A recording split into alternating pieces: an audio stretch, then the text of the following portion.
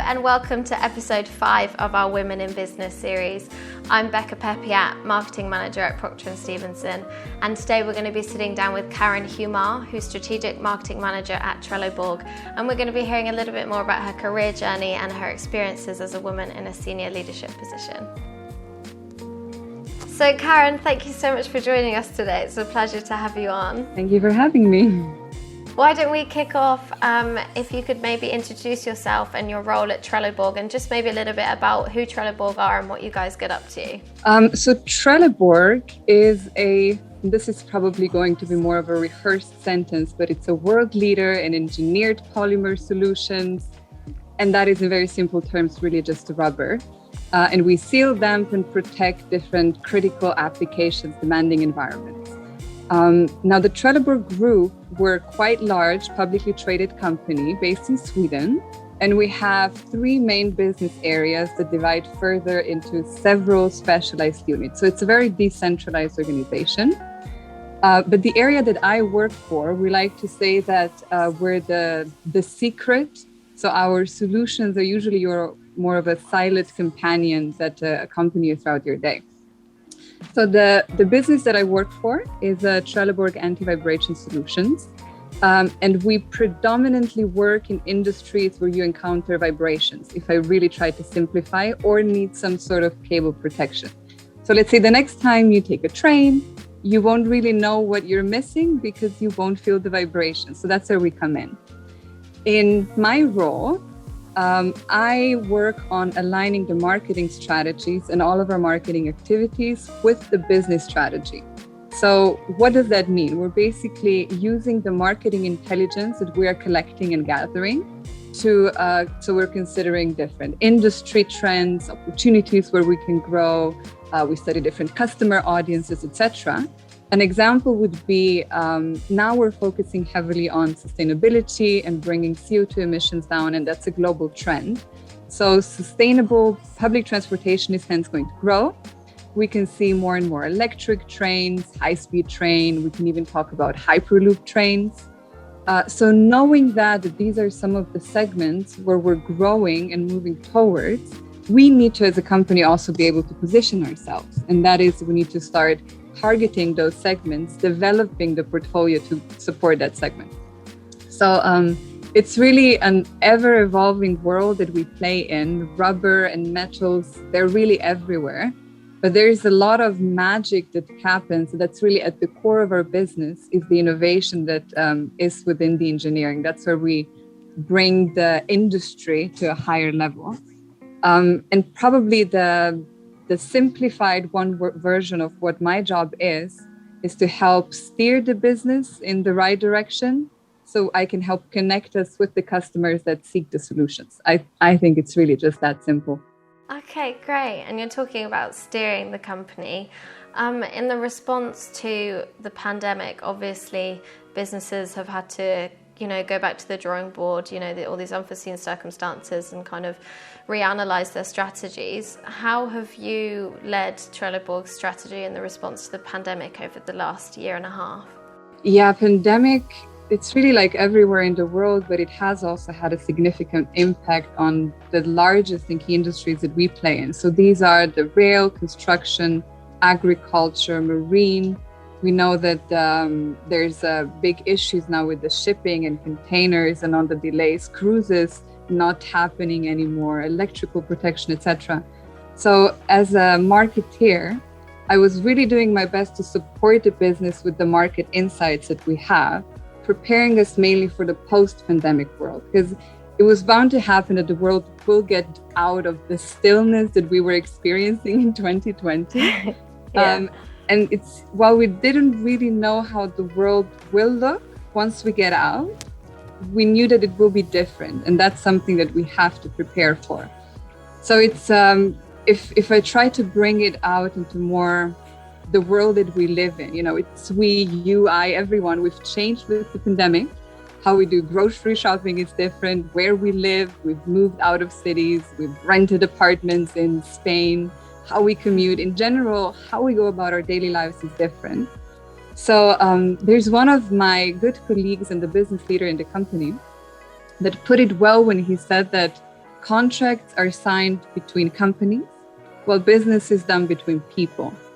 So now, if I go back to your question, in the challenge that we've had in the post-pandemic was really on how we do business, and we have to bring it closer to where the customers are.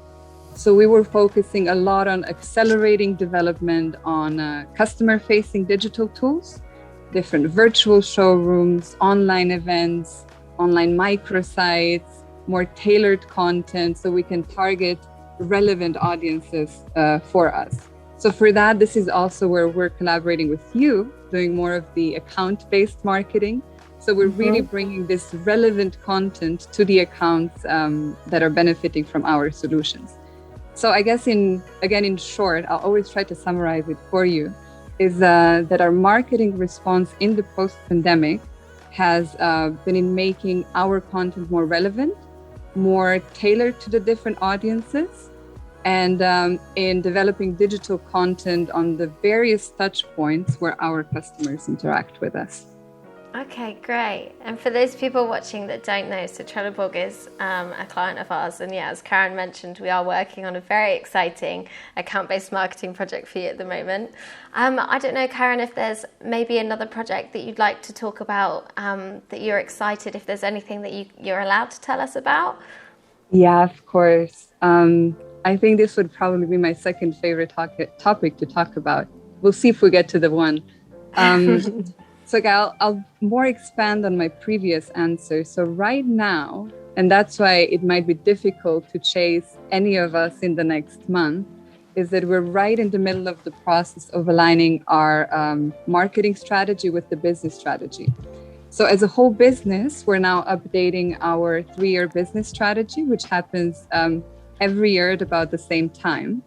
And just looking at the marketing side of it, I have really incredible colleagues in my team that help provide the marketing intelligence so we can decide on which are the segments, countries, audiences that we should be targeting over the next 3 years. And in parallel, my team and I were developing a marketing strategy, and this has to be completely aligned with the business. So how we're putting our framework is we're first looking at the business priorities. An example would be we're trying to expand in a new country. Then the secondly, under that is what are our business objectives? Are we, for example, targeting a specific customer group or want to expand a portfolio, etc.?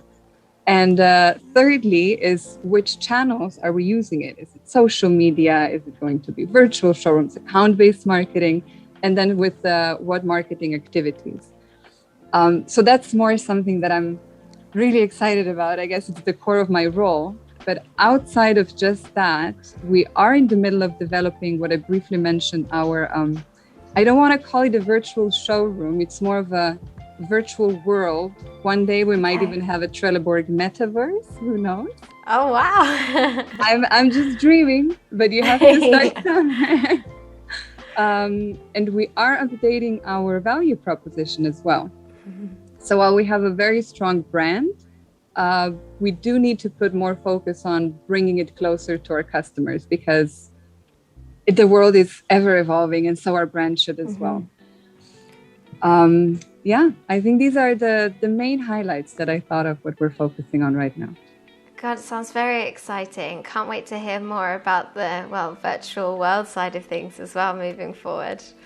So let's talk a little bit about you on a personal level. So what drew you to sort of the marketing industry originally? Ever since I was really a young girl, I was a very communicative person. I loved interacting with people from various walks of life. And quite funnily enough, I'm the kind of person who loves solving riddles, puzzles, Sudoku, anything and everything, taking photos, painting. I guess my brain could very well be explained that it's a split between super creative and abstract and super analytical and organized and needs to find pragmatic solutions. So it's quite chaotic. You can imagine there's angel and devil sitting on my shoulder. But then the more I was exploring different ventures, you go through school, you just try different things. I realized that marketing really acts as a link between different parts of the business. I get to work on a daily basis with incredible people in HR, developing employer brand, internal communications. I work with some of the cleverest engineers that really turn seemingly impossible, simple solutions from complex problems. I work side by side with business leaders, helping them develop their scope. So it's really, I saw marketing, or I'm seeing it more and more while I work in marketing, that you have to be able to understand the big picture. It's more, this is what is as a whole we as a business are trying to accomplish and achieve. But also then we have to be able to translate it so the external world can understand it. So it's probably one of the curses of being in large, complex corporations, where you get lost in different figures, blocks of text and reasonings and rationales. So I don't want this to sound wrong, but marketing, I see it as a niche that just helps dumb it down. And you have to be able to sprinkle some magic to make complex topics just a bit more simple to understand. Sure. I think it definitely resonates with me what you were saying there, kind of bridging the gap between, the angel and the devil, and almost like the creative side and the strategic side. I think marketing kind of is that perfect bridge in the middle of those things. So looking back over your career, what would you say is your greatest professional accomplishment to date? I would probably pick the accomplishment I feel today as of right now, and it's my most recent. And it was a culmination of all of my marketing experience in the past, that I've helped position marketing as a function, as a department, in the role that it plays in my company today. There's this stigma around marketing, especially in slower developing companies that are more lagging behind high technology companies, where marketing is more, you make some nice pictures, you do some social media posts, some trade shows, you're the pretty face of the company. So where we've transitioned to this point is where we really are at the bottom with the strategy, first informing it, and then we help create this link to the customer. Because if we look at the customer journey today, there's about 90% in the customer buying cycle that happens before the salesperson is even involved. You have to research online, you browse social media, websites, trade shows, anything and everything. And these are the littlest of the marketing touch points that we do. So the alignment and positioning it as a key and core function within the company, I would say that was the biggest accomplishment so far. It's to be able to enable marketing to do what I and my team we believe we can do. Yeah, and you should be extremely proud to reach the level that you have today for such a big company like that. And clearly, the momentum that you guys are picking up, your strategy is clearly working. And as strategic marketing manager, let's talk about the leadership side of your position a little bit. What advice would you give to other managers as far as keeping your morale high in the team and keeping, productivity high? I would say that it's very important not to get caught up in the littlest of challenges that you have. It's okay, we will always have fires and we have to put them away, but we have to keep the eyes on the big picture and not panic. There's a saying from history, I'm not sure if you're aware of, it's by King Solomon. And he's asked one of his assistants to give him a saying that will make him happy when he's feeling down and can do the opposite when he's feeling happy. And that saying is, this too shall pass. So you can be happy and you start feeling down immediately in the opposite. And that's what I think it is. It's there shouldn't be ever such an emergency that you completely shift what you were doing. And that's where the importance of having insight into the future far ahead, not just a 3-year strategy, but the vision of the next 10 years. You know that the little derails, you might take a shortcut there, left and right, but you're still going to end up where you wanted to. So the big picture, and don't panic. This too shall pass. That's great. Top tips. And now a question that I've asked everyone on this series. What traits do you think a great leader possesses? I will lead with authenticity. No one is perfect. And I feel like there's a certain pressure that anyone in business, probably more women because of the stereotypes have in the business world, is that we're trying to meet a certain picture that we've drawn about ourselves, how we should be. How should a businesswoman or a man be? How should we act in meetings? It's authentic and respectful. The second one would be to be empathic. You have to speak to people to listen and not just to respond. Maybe I said this one wrong. To respond, not to listen. Yeah, that would be the right one. But to really see through, and it's how I've mentioned before, we do business with people and we sign contracts between companies. So while I'm doing business with you, while I'm speaking with you, I need to understand the context in which you're in, where your mindset is, to be really able to maximize our relationship. So that it also ties in with being able to see the big pictures, but also being able to drill down to the littlest of details where the devil is. And with that, it often comes that we can say a lot, but not do much. So I think that a great leader is walking the talk. So he's inspiring by doing. So he can hold, or she, themselves accountable, but also then others. And that helps really create trust within the team. And once you have the trust established, I would say there's not many limits that you have with the team. So let's circle back to, your position as a woman in the senior leadership position. Do you think that at any point in your career, have you faced any challenges or prejudices due to the fact that you are a woman? I personally haven't, but there's two sides to the story as I see it.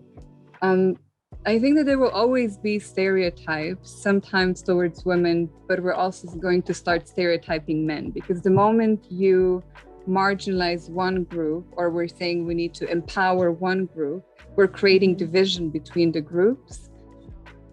So I think that if I just think of the stereotypes, women tend to embrace them. And if we're told often that women are quiet, women are not doing A, B, and C, we tend to believe that. So that's why we feel that we are submissive in certain situations. But this is where my little devil will come up and say, Karin, but aren't you just perceiving it that way? Why are you not speaking up? Why are you not reaching out? So as I said, personally, I would say no, but mainly because I was not trying to see myself as a victim, but see how I can proactively contribute in a team. And you recognize what your strengths are, and this is something that you have to show. Yeah, I think perception, again, how you're perceiving the working environment that you're in is also a big part of it. And what you've talked about there about being, the authenticity. If you are believing that, you are worthwhile and have a place to be there, then I'm sure that will kind of exude in your behavior as well. Last question. What advice would you give to the next generation of female leaders who are watching this today? If I look back at my experience, success very rarely follows a straight path. And it definitely doesn't come without taking risks. So it's important to educate ourselves and build a strong network around us. Be brave, ask questions, and like my previous manager would say, be loud. People have to hear you when you walk into the building, enter the office, greet people. So again, it's not just for the sake of talking, but to be able to respond. So there are also then a lot of opportunities that are coming our way, and we just have to run with it. There will be a time where we'll be at the fork at the road, but we just have to take the harder road, because I think it does pay off in the long term. Secondly, to continue, I think it's also very important to think about the contribution that we want to have. So just throughout the career, and not be just stuck on the one job title that we have. There will be times when we have an opportunity to make more of a lateral career moves for the opportunities where we can work with the people that will later become our mentors, or we will move into different parts of an organization. So it's important to continue to learn, but to really capture the opportunities that come our way. And at the end, be a little bit humble. Know that you can do it all, but you cannot do it all at the same time. Yeah. Okay, great. That's some excellent advice. Well, Karin, it's been so lovely to talk to you today. If anyone would like to get in touch with you, how can they do so? They can find me on LinkedIn, Karin Humar, and I will do my best to respond. We have a lot of messaging apps, but I think LinkedIn will be the best direct way to reach out to me. Perfect. All right. Well, thank you so much, Karin, and I'll talk to you soon. Thank you, Becca. Take care. Bye. Bye. So guys, thanks for tuning in today. If you want to find out more about what we get up to here at Proctor & Stevenson, you can head to our website at www.proctors.co.uk, or you can follow us on our social media channels, which you'll see on the next frame.